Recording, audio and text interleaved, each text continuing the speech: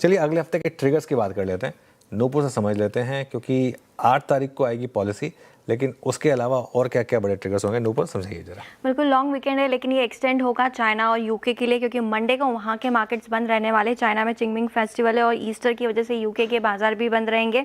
लेकिन इंडियन बाजार में हम देखेंगे कि सर्विस, जो मार्च के सर्विस पीएमआई के आंकड़े आते हुए नजर आएंगे, वहाँ पे फोकस बना हुआ रहेगा।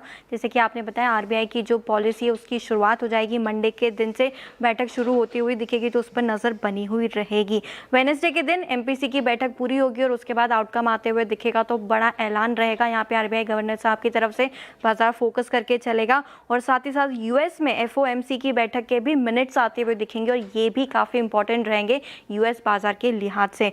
9 तारीख के दिन यूएस में Q4 के जीडीपी का डेटा आते हुए नजर आएगा, तो यहाँ पे फोकस रखना है और नतीजों का सीजन यहाँ से शुरू होगा।